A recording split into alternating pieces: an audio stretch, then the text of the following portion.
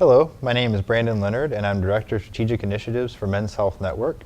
I'm here at the Veterans and Sexual Health Dialogue meeting in Washington, D.C., and I'm joined by Armin Brott, who is an advisor to Men's Health Network, as well as an author, and is known as Mr. Dad. So, Armin, thanks for joining us at the dialogue today. Oh, it was great. It was really learned a ton of stuff. It was really interesting. Good. So we were here with a lot of veteran services organizations, organizations focusing on mental health, on public health for men and women. Tell us a little bit about your impressions from the meeting, maybe some things that you learned.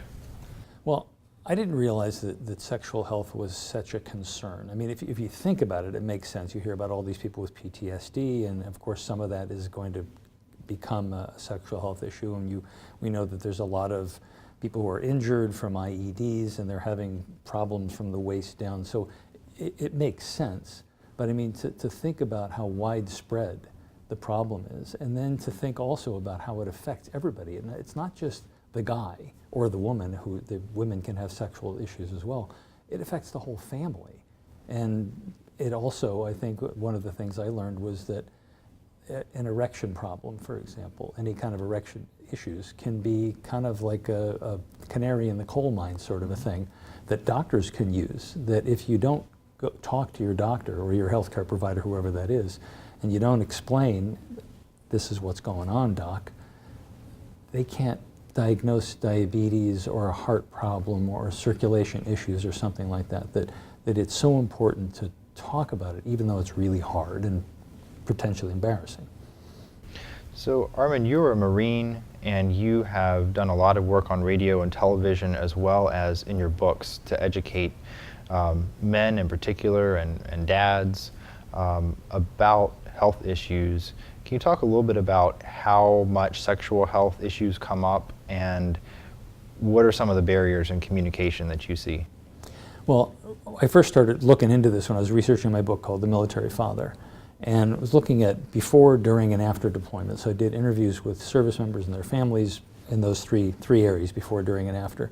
And one of the first things I found out was, I mean, going into the thing thinking, how hard could it be? I mean, you just get ready, you get on a plane, you go. I mean, that's not so difficult. And listening to these guys and their spouses.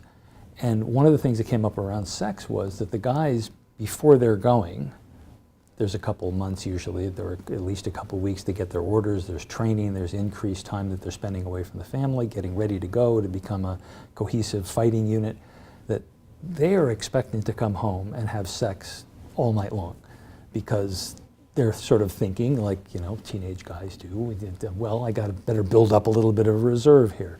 At the same time though, the wives are saying, you know what, you're gone already. Just I don't want to have anything to do with you. I want you to talk to me.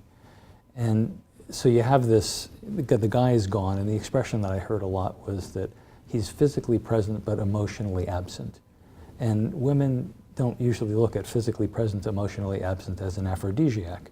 And so there is this tremendous lack of sex that happens before, and then that can build into resentment, and you see how not even having a problem necessarily, but just having a problem with communication. And then on the other end of it, of course, hopefully there's no sex from either one of them happening during the deployment, but at the end, when he comes back, what happens often is that the guys come back from deployment and they want to sit in their chair like they used to, and they want to be the man of the house again. And it's a lovely thought, but what's happened is that the whole time that they've been gone, and that could be 6 months or a year or even longer, in the early Army deployments were longer than a year, these guys come back, they want to just jump right back in, but mom has been doing everything all along, and the kids have been listening to mom, and so, you can't just say, I'm your dad, just do it because I said so. The answer is, well, who the hell are you? Which they're not going to actually say, but it's going on in their head. And so that can also create some communication issues between the mother and the father, the husband and the wife, whether they have kids or not, that there's this, I want to get back into things the way they were, and she's saying essentially, things can never be the way they were. They're different. We have a new normal is the phrase that gets tossed around a lot, and it's a perfect phrase. That it doesn't mean it's worse or better, it's just different, and we have to pick up and move along from different, and that sometimes means in a way, kind of dating all over again, getting to know your spouse you haven't seen for a year. Even if you have seen, I mean, some people are able to Skype or they're able to text or have phone calls, but still, you're not physically with each other. And so there's that rediscovery and that difficulty that can happen. And then you've got guys who are coming back, some with PTSD and some with combat injuries, who are having physical problems that are related to physical issues, but also some psychological ones. So based on the discussion that we had today, what do you see as some of the ways that these advocacy groups and others can have an impact on veterans getting the kind of supports and services they need to live healthy lives, in terms of their sexual health, but also their overall health and well-being? I think one of the things that I thought was really the simplest and most direct, helpful thing that people can do is to understand that communication is the biggest thing. That you have to talk about this with your significant other. That if you don't, it's just going to fester, it's going to get worse, because you're going to end up having worry that you can't have an erection, and then that worrying about it makes it even worse and worse. So being able to have the communication is one thing.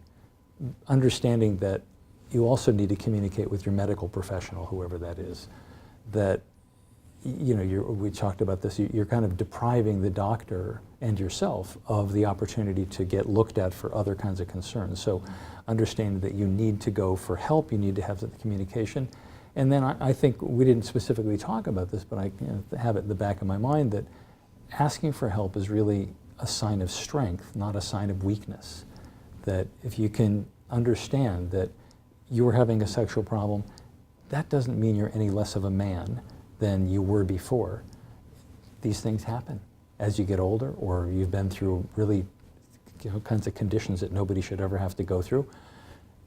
Issues happen, and let's talk about how to fix it. Let's not just sweep it under the rug. That's just going to make it worse. Okay. Do you have any other observations on today's meeting or some of the issues that we talked about? I guess I was pleasantly surprised, and I don't know why surprised, but just kind of pleasant, I guess we'll say, that there were so many groups around the table who are really concerned about this stuff.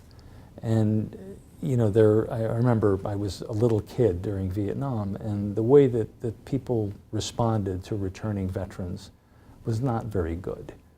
It was just really embarrassing, I think. But the way that communities now, and these are veteran services organizations, so they're staffed sometimes by veterans, but often by civilians as well, the way that they're rallying behind returning vets and their families and trying to do everything they can possibly do to improve their situation, I think that's just wonderful. I kind of felt proud to be an American. Good. Well, Armin, thank you so much for coming down and being a moderator on the discussion today, and thanks for joining me to talk about it as well. You're welcome.